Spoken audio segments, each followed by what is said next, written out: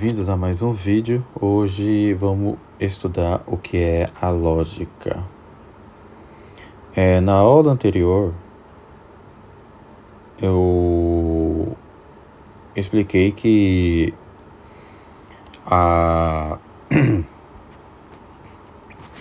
que o intelecto tem 3 operações. A primeira operação do intelecto é a simples apreensão. A segunda operação do intelecto é o juízo, ou composição e divisão. E a terceira operação do intelecto é o raciocínio, tá? Que é a operação propriamente intelectual.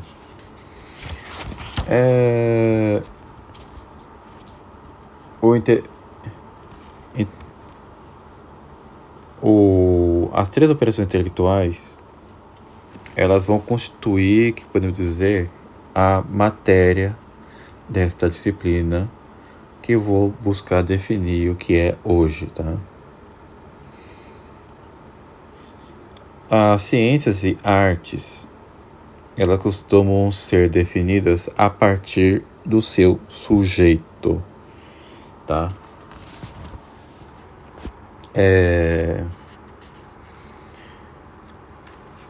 Então, o que é o sujeito? O sujeito é aquilo para o qual a coisa tende, se direciona. E qual é a necessidade de definir o que é a lógica, né? É a mesma necessidade que nós temos de definir toda e qualquer coisa, tá? Caso contrário, toda discussão, toda forma de explicação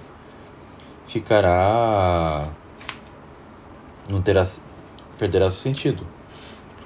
Então vamos considerar aqui o que é a definição. Definição é a oração que define o que a coisa é, tá?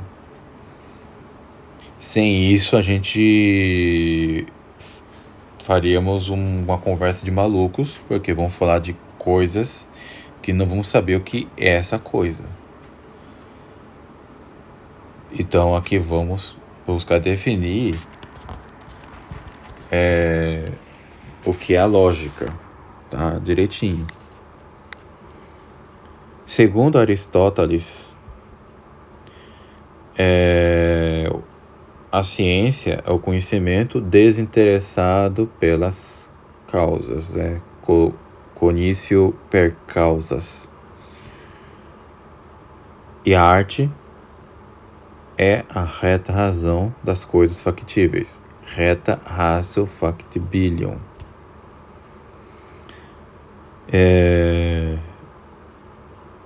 Assim sendo, o que seria a lógica? Sendo que a lógica não exatamente faz coisas, né? Que nos é externa.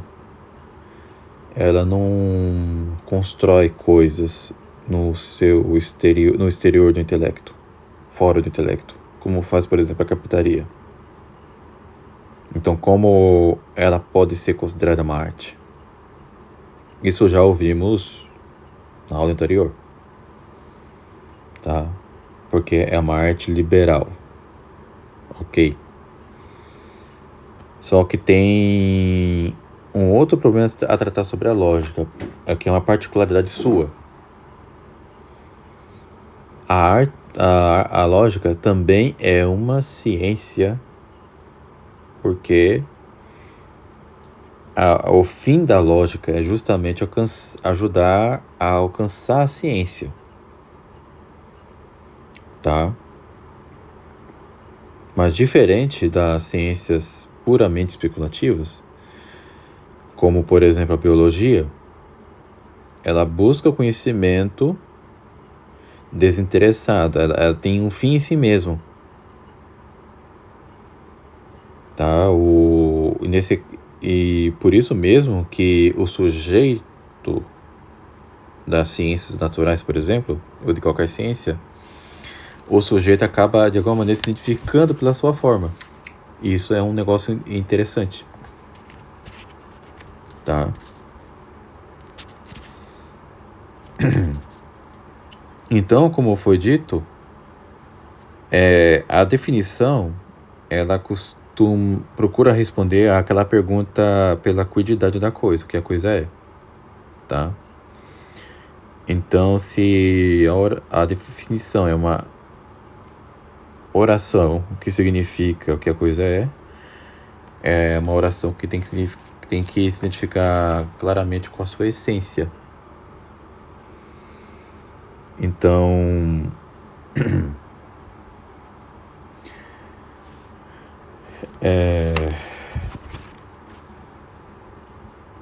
o sujeito, tá, da ciência, ela determina o que é a ciência, assim como a forma determina a matéria. Tá? Qual é o sujeito da biologia? É o ente vivente. Tá?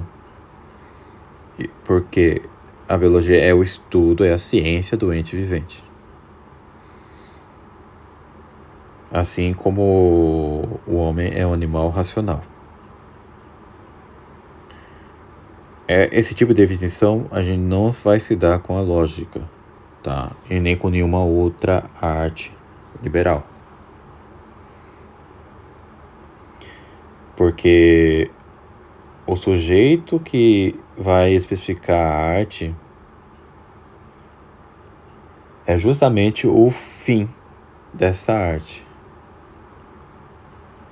tá? Então a arte, ela vai se definir a partir do seu fim e pela sua matéria. E qual é o sujeito da lógica? Qual é o sujeito da lógica?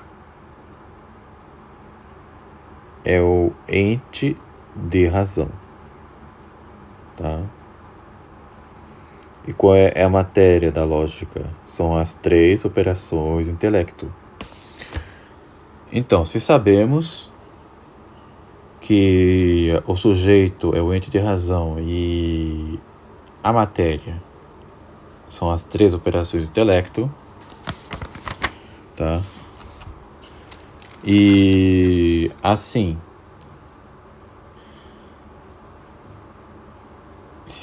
então podemos dizer que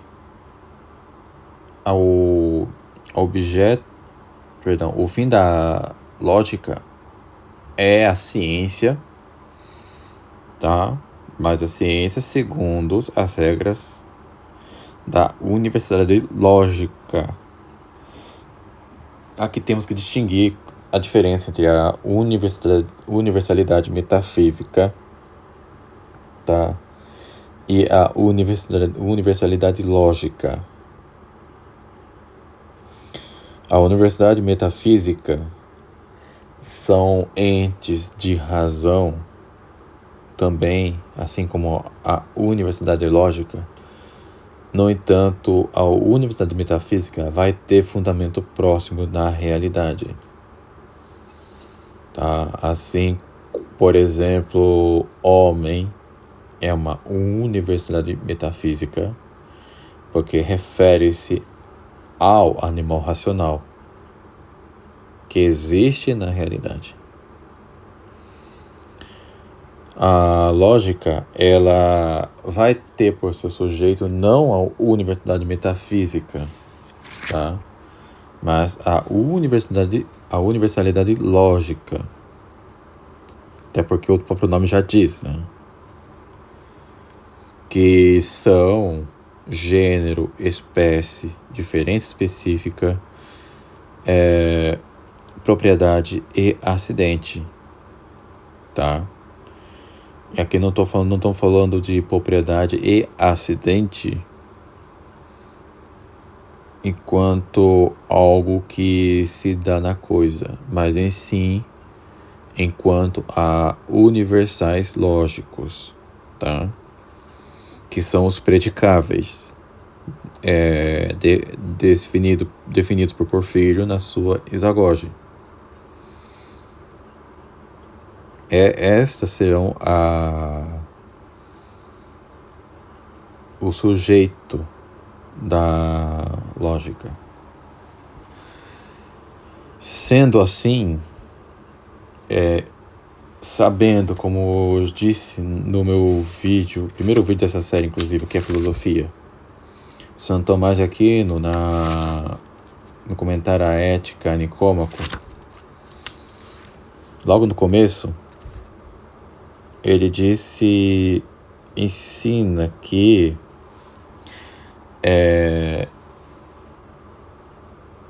a ordem que a razão, considerando, enquanto a razão considera, faz em seu próprio ato, pertence à filosofia racional, a qual corresponde, considerando o discurso, a ordem das partes entre si e a ordem dos princípios entre si, com respeito às conclusões. É uma referência ao silogismo, né?